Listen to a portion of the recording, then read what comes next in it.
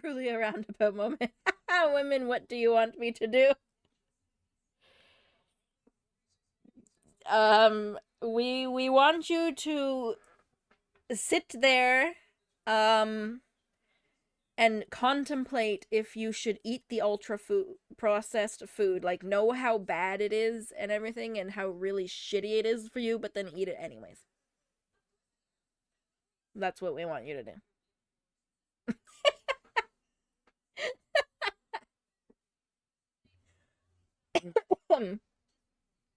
That is what we want you to do. Bum, bum, bum, bum, bum, bum.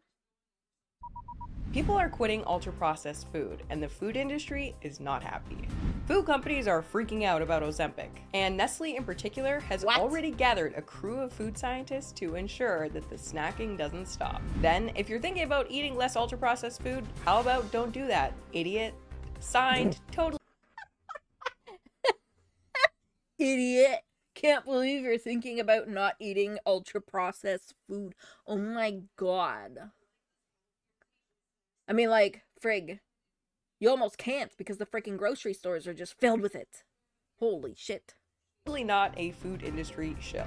And finally, with fast food prices surging, Americans are walking away. And the industry is starting to regret getting greedy. Welcome to the first installment. Bro, freaking to eat at McDonald's for 2 people is like $35. Insane. $35. And then you don't even feel full because it's ultra processed. Of things I wanted to make a video about, but there isn't quite enough to make a full-length video. This is a new series where I'll cover topics that will make you want to change your behavior.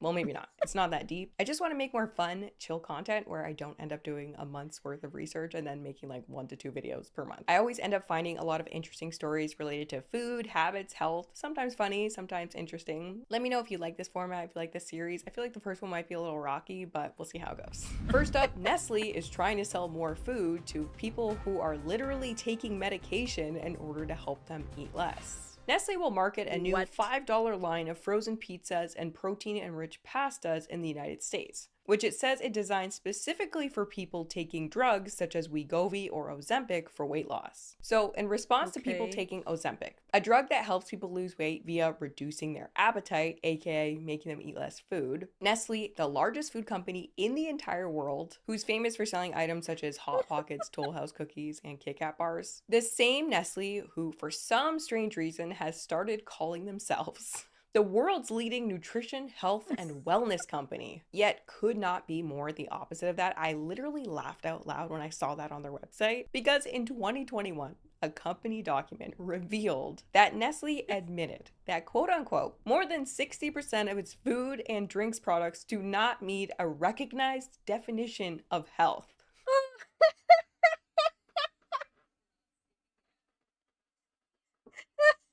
Nestle's just like, it's fine. It's you're trying to lose weight. Here, have this super duper unhealthy, ultra processed everything. Just it's fine. Just eat it. Don't worry about what we acknowledged a while ago. Just pretend that didn't happen. Yeah, among other things that I know about Nestle. Oh my god. What the frig? Gosh. We're Nestle. We're talking about Nestle.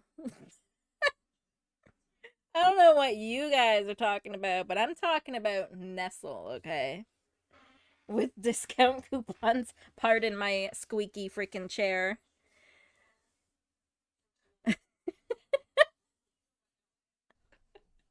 They said that in their own documents. Then just earlier this year, some of Nestle's own shareholders, urged the company to cut down on the number of unhealthy products that it sells as a result of the clear link between bad diets and chronic health conditions such as heart disease and obesity. And what did Nestle do for this plea for the health of the people of the planet? They flat out refused. And that happened just a couple of months ago. And like, I don't want to get too off track here. Just last month. Nestle was caught doing potentially the most anti-health behavior possible, which was putting sugar in baby formula in Africa again. What? Oh, come on. Against the directive of the World Health Organization. And now Nestle, the health and wellness company, Wow. has created an entirely new brand to help people taking medication to combat their obesity eat more pizza. I mean, be healthy. The world's biggest food company, which sells DiGiorno pizza and Stouffer's meals to major grocers, said it developed the new products with more protein, iron, and calcium for people taking the wildly popular appetite-suppressing drugs called GLP-1 agonists. Tom Moe, president of Nestle USA's meal division, said it will pitch the meals in a new brand, Vital Pursuit, as food solutions for people who want to complement their use of the drugs with the right nutrition. High protein, good fiber, the right minerals, like potassium and vitamin C. Nestle, as a former obese person, I can tell you that we don't need food solutions. We are quite adept at figuring those out on our own. That's kind of the problem. Like, even if you add more vitamin C to an ultra-processed pizza product, it is still an ultra-processed pizza product. Yeah, like I hate when they're literally sitting there like, oh, but there's so many like vitamins and nutrition in it. Okay, but like she said, it's still ultra processed. It's still like super high in sodium. It's still high in fat. It's still 6 million calories over your calorie limit. Like, oh my god. And here Nestle is acting as if they're creating this new brand in order to help people who are taking weight loss medications simplify the process of eating healthy while they try to change. But if you read the rest of the article, it's just so thinly veiled. Nestle, whose biggest brands include Kit Kat chocolate bars and Nescafe coffee, started working on companion products to the GLP-1 drugs last year. We moved real fast on this, Mo said. Nestle CEO Mark Schneider said in October the company was carefully monitoring whether spreading use of the drugs might dent demand for its food products. So, in other words, Nestle is terrified that people might even eat just a little bit less of their products. But unless people eat less, then they're not going to lose weight. Like, is Nestle not essentially admitting that they're concerned that people might start making healthier food choices? Which points out why it's so hard to be the solution when you're a big part of the problem. The math just doesn't really math. Like, the fact that Nestle is already carefully monitoring whether or not Ozempic dents demand for its food products this early in the game. Like, how many people are taking Ozempic? It can't be that many people just Oh my yet. god. Like, why not just make some actual healthy food then? Like, make all your shit, but then also make actual healthy food. I feel like that would be the solution. Maybe. I don't know. Maybe I'm stupid. I don't know, but like, make all your shit, but then make actual healthy food, because now you're worried that people are not going to eat your products because now they want healthier food. So make that healthier food. Then they won't stop buying your product. I don't know. I don't know. See, like, it makes sense to me. Because it's not worth it, yeah. Because they didn't want to. Exactly. They didn't want to. Big companies like Nestle make me really appreciate the heart attack grill. Oh god. Oh no, I've heard about the heart attack grill. Yeah. The fact that they felt that they needed to get ahead of the curve by weaseling their way into the lives of the people that they're trying to change is kind of scary. The urgency behind the whole thing is a little bit deranged, and Nestle isn't the only one taking this kind of approach. Behind the scenes, the food companies are freaking out about Ozempic. Many food industry stocks have actually been dropping since Ozempic hit the scene, and the top executives at these companies and their fleets of food scientists are already, quote, studying how the weight loss drugs will affect dietary behaviors. Because the speculation is that if enough people take these drugs, then a lot of people will be eating less. And the food industry hates that idea. Like, yes, they're a business, they have to make money, etc. Okay, fine. But for the world to get healthier and become less obese, then people by necessity have to eat less. And they have to eat less of what? Products made by companies like these. Yet these guys are all but admitting that they're gonna do everything possible to ensure that that doesn't happen. The fact of the matter is, the food industry's business model is predicated on getting as many people on planet Earth as possible to eat as much as possible. The way Yeah, like literally probably sitting there like, okay, this Ozempic makes you want to eat less and not have as many cravings. So we need to figure out how to counteract that. How do we make our chips craveable even when you're taking Ozempic? We need to figure out how to do this.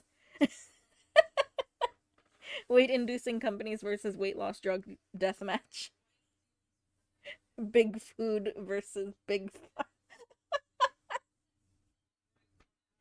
big food versus big pharma. Coming up next. Let's see who wins. Oh my gosh. Damn. Never ending war. Never ending war. way they make more money is by us eating more, and the most profitable products are not fruits and vegetables. And I think a lot of people don't realize that or what that entails. But the only way the food industry can continue to please their shareholders is if they find a way to convince more and more people to eat more and more of their products every single year. Some investors have been worried that food companies will lose sales due to the hunger suppressing drugs. But executives at companies like Nestle and ConAgra see the medications presenting a new opportunity to pitch products such as beef jerky, popcorn, and frozen meals. Mondelez executives have said their snack bars fit perfectly into the diet of a GLP-1 patient. In other words, oh my god, snack bar, like granola bars, I feel are the worst. I have a little tidbit for you. Your body naturally adjusts to eating less over time, so as long as you can stick it out, you really don't need a drug that makes you feel less hungry. Yeah, like Ozempic, I feel, tends to be more recommended to people who are like at a really dire point where they need to lose weight or shit's not gonna go well. So, it's easy to tell someone, oh, well, just eat less. But it's not easy to do. And especially if you're very far gone to the point where when you do eat less, you literally feel like you're starving. So, I mean, I understand the struggle. It's easy to just tell people, well, just eat less and have more willpower, but it's not that easy to do. Exactly. Exactly. It's like an addiction. It's like an addiction. I mean, it is an addiction. It's not like an addiction. It is an addiction. It's not just eating less, but eating intelligently. Still need nutrition. Hello, Slasher! It's going good. I'm freezing. My hands are cold.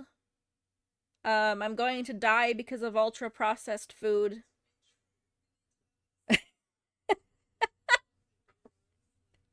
But it's fine. How are you doing? How are you doing? It's massive control if you think about it.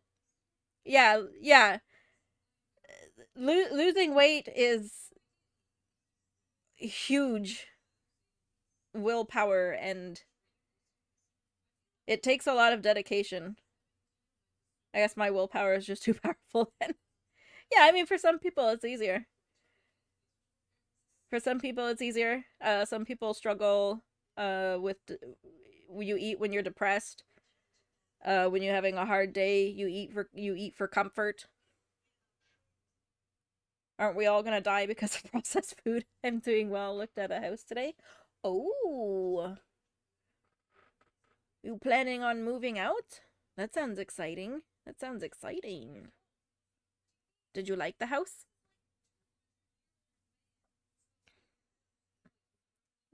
Some people, it's also like genetics that play a role. And also for women, if you're taking like hormones, birth control and stuff, that makes it harder. For women in general, it's harder to lose weight than it is for men. Imagine being in the old times where the only ultra processed empty comfort food was booze. It's a pretty nice house. The garage looks like it's falling over. I've got to think about it. Oh, oh. That wouldn't be good. Well, hopefully if you don't go with that one, there will be another one that will be better suited. I'm proud of myself for losing 10 pounds, and I'm actually starting to notice a difference physically. Ooh, nice, nice. Yeah, it's nice when you can actually start seeing the difference, especially yourself, because like you probably look in yourself at the mirror every day, so you would notice it less than other people around you. Okay, let's continue. These guys are banking on Ozempic users not eating less food. In fact, they see these people as an opportunity, which is insanely messed up. Like, think about it. They now have a way of identifying the most vulnerable people. Nestle thinks they're gonna shoot fish in a barrel now. And we wonder why the world is struggling with obesity. At the moment where you're trying to change your eating habits, there's the food industry swooping in to ensure you don't stop eating their products. Mo said Nestle spoke with people on the drugs to develop the meals and will be offering them samples soon. It's downright scary to think about what kind of food science is going into these products. Oh, what's that? You have no appetite because you're taking an appetite suppressing drug? Don't worry, we made this one just for you. They're like a virus, mutating and becoming stronger in the face of any opposition. The fact of the matter is, 9 times out of 10, health foods don't come in packaging, no matter how much vitamin C Nestle pumps in there. Up next, if you're concerned about ultra processed foods, don't panic, you might just be a snob. We'll be taking a look at this article. What? A snob? God forbid you want to eat healthy. Oh, damn, look at her with her healthy salad. That she made some fresh lettuce and tomatoes, and she's so snobby. I can't believe she's not just eating a pre-packaged, ready-to-go salad. She actually took the time to make it herself. Oh my god, imagine shaming someone for that.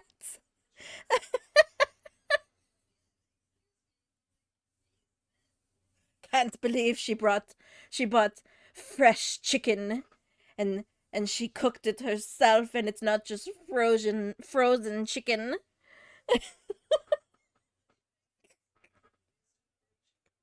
Eating healthy, how last century?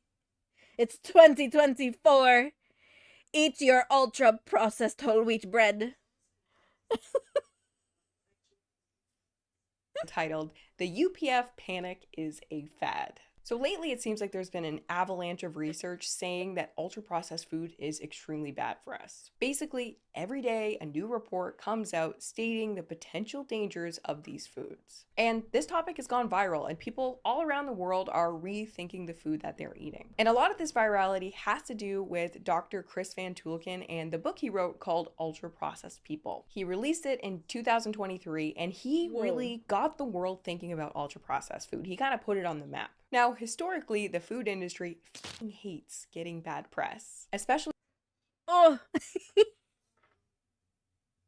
Tuna! Thank you for bringing your community here.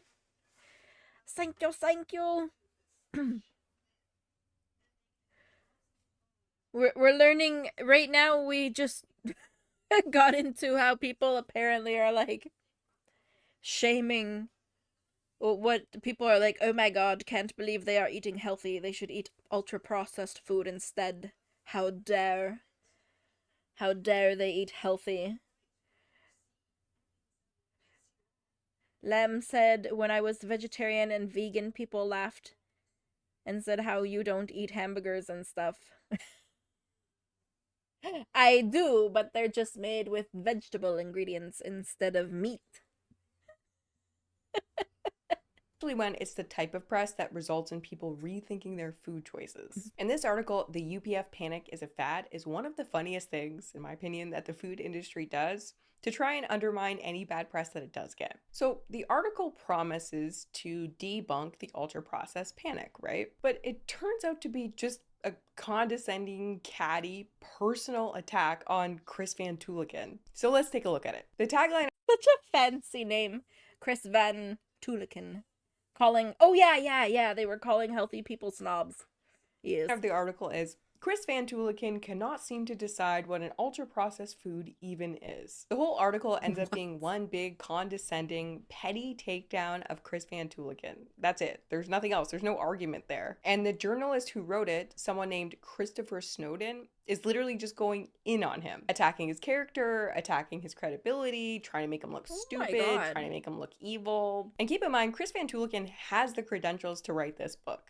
Okay, let's just see. Chris Van Tuliken has a medical degree from Oxford and a PhD in molecular virology. He is an associate professor at University College London and a practicing infectious diseases doctor. He's also a broadcaster for children and adults on BBC television and radio, has won 2 BAFTAs. And this journalist doesn't bother addressing any of Chris Van Tuliken's ideas. He's just completely focused on making him look bad. At one point, the journalist Snowden says, if Jamie Oliver is the fun police, Chris Van Tuliken is the Taliban. So Chris Van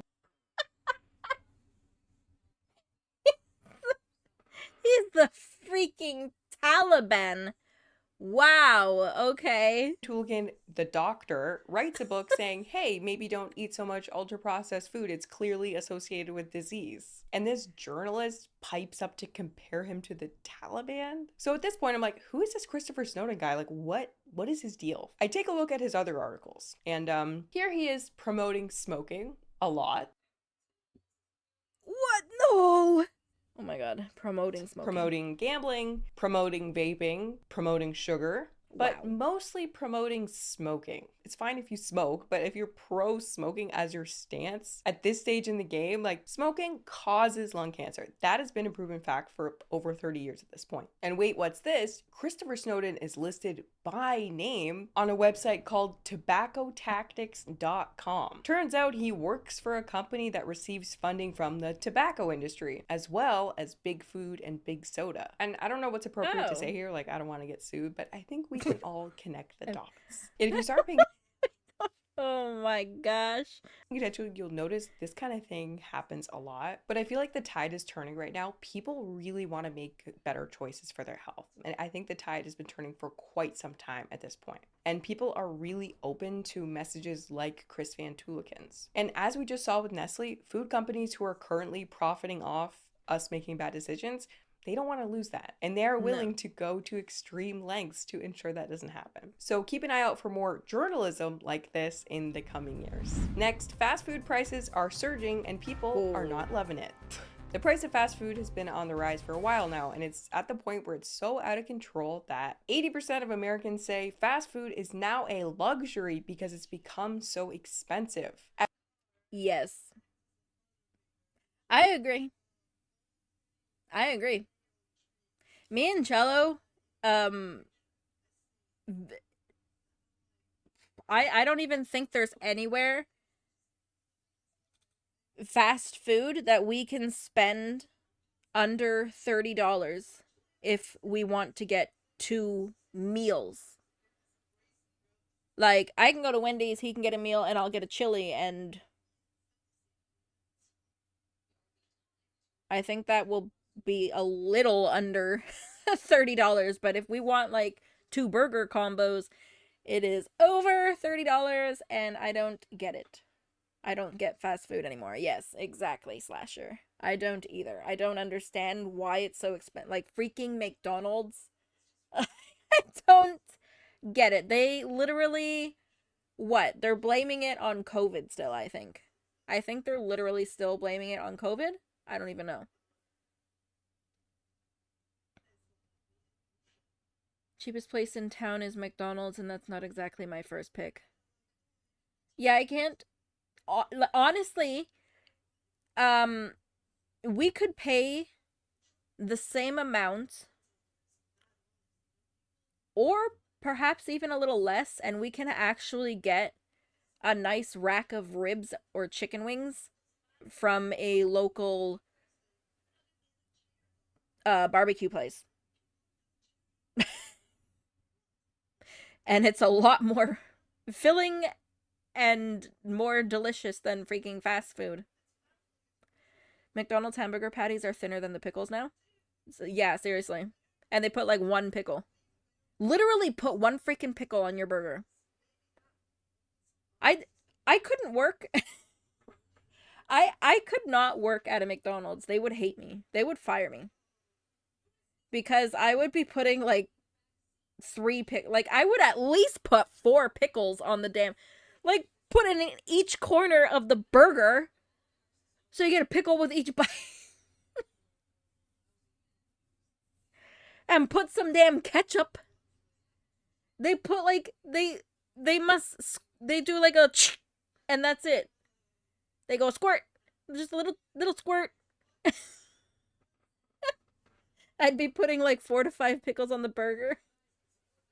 Yeah, right? Like, when I want pickles on my burger, I want pickles. I don't want to open the patty and there's one little sad thin piece of paper pickle. Holy frig. And don't even get me started on the pathetic $2 one slice paper thin bacon I got when I went to Chick-fil-A. And I wanted bacon on my burger. Not the burger, on whatever, the chicken sandwich. I opened it, and there's this sad paper thin one slice of bacon for $2. Oh my god, I had to fight myself to not go up and complain and be a Karen.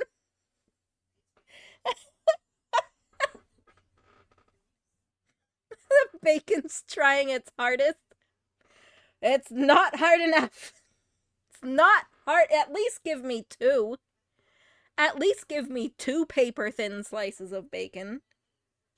Oh my gosh. Oh my god. Like, a pack of bacon is $5? Here, anyways, here.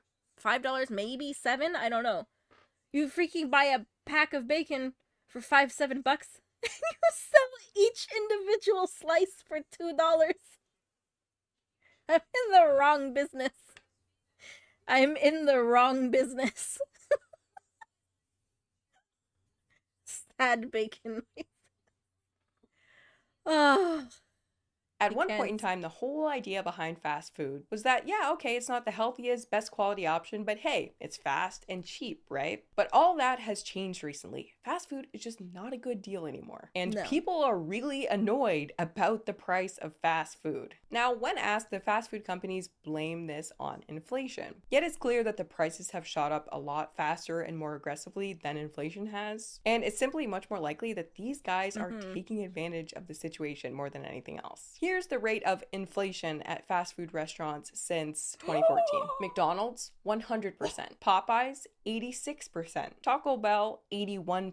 Chipotle, 75%. Jimmy John's, 62%. Arby's, Burger King, Chick-fil-A, Wendy's, 55%. Panera, 54%. Subway and Starbucks, 39%. As finance What? What? This... the actual inflation? Oh my gosh! It's okay. It's okay. We'll raise minimum wage by $1. And then you'll be able to afford everything. And speaking of McDonald's, yeah, 100%. Oh my gosh, McDonald's is the worst.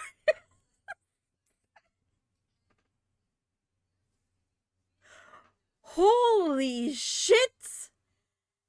Alright, I'm only eating at Starbucks and Subway from now on. That's it. Screw all these other places. What the... And Taco Bell. Taco Bell gives you a sad, floppy little taco for like $4. A sad, floppy ass, limp taco that you can eat in 2 bites. Oh my god, what in the I have no words. I have no words. Buzz explains, over the past 10 years, prices at the restaurant studies grew at nearly double the national rate of inflation. In the case of the first 5 chains that ranked at the top, prices increased at more than double. And McDonald's prices grew more than 3 times the national rate of inflation. It seems much more likely that companies are getting greedy at a time when food prices are already painful. And yeah, like, oh my god.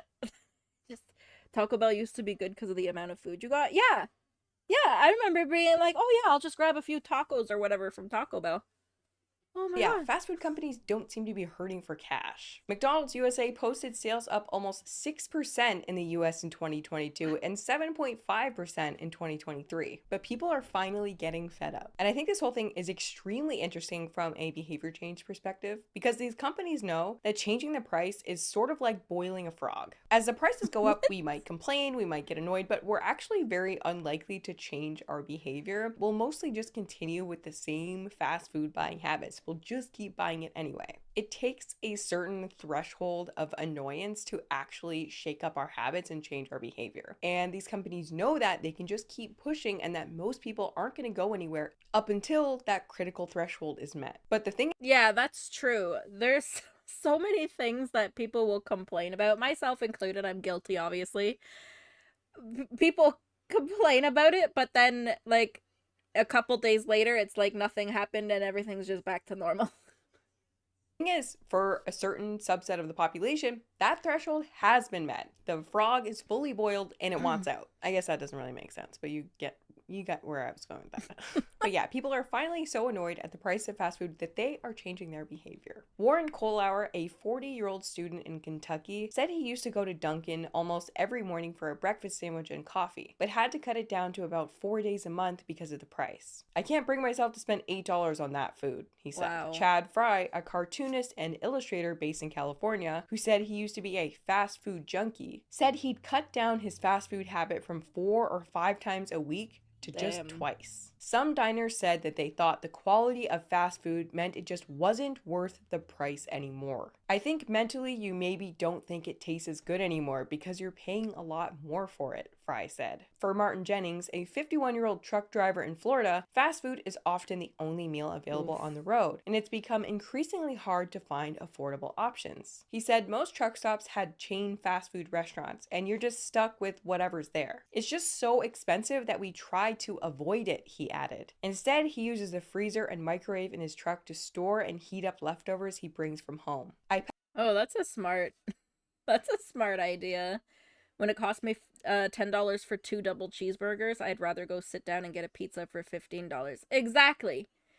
And I've had that thought too, where Jello and I are going and we get Wendy's or whatever and we pay $35. I'm like, we could literally go have a date and go to a sit down restaurant and pay $10 more to have a nice meal at a restaurant together and stuff.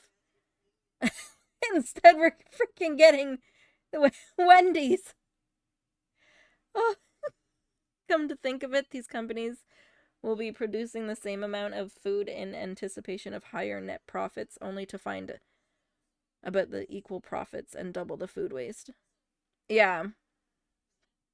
Oh my god, the food, the rage filled inside of me when you said food waste, because literally it pisses me off so much here. So if let's say you order from Tim Hortons, okay, and they get your order wrong or something, a lot of the time they will literally take it back from you and throw it in the garbage and then give you your other thing. And I'm like, why?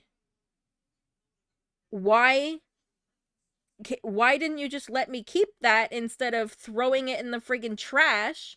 You're not getting the money back anyways. Instead, you would rather throw it in the trash. Yeah, straight into the bin. Yep. I learned that in France, I think it's in France, it's actually illegal for restaurants and stuff to throw out their leftovers, they have to donate it. And I feel like that's how it should be everywhere. Because, like, it pisses me off every time that happens. I'm like, just let me keep that food that you're the one that made the mistake on and give me what I wanted. Because whether it goes in the trash or you give it to me, you're still not getting that money back. It's that profit's gone because it was messed up. At least it's not being wasted if you let me keep it. Pack as much food as I can before I leave the house to avoid eating out, he said. It makes me so happy to hear this if you are really into fast food or if you're maybe even a little addicted to fast food. This is an amazing time to change your behavior. Fast food being more expensive actually makes it less tempting to your brain's decision-making processes. Yes. But no surprise, now that we finally reached this tipping point, now that people are walking away, the food companies are trying to pivot before it's too late. Out of nowhere, articles saying fast food price war and race to the bottom as fast food chains scramble to put out the cheapest, highest value deal to lure people back in. Major quick service restaurant chains are adding cheaper bundles and meal deals to nudge customers back to locations. See, once you change your habits, they're likely to stick, at least for a little while. So if the fast food companies let you go too long not eating their food, then that will become your habit. So they can't let that happen. So now that people are leaving thanks to the inflationary prices that they had, fast food restaurants are suddenly capable of moving back to value. But is it too little too late? So did you like this video? What did you think of this format? This one was all about the food industry, but in the future, I want to do kind of just a random mix. Anything that helps motivate us to make better choices, because I find that knowing this kind of stuff really does kind of give you that juice. I know it has really helped me. Anyway, thank you guys so much for watching. Hope you liked it, and I will see you in the next one.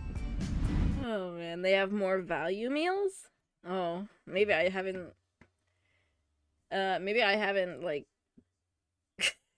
seen them. I don't know.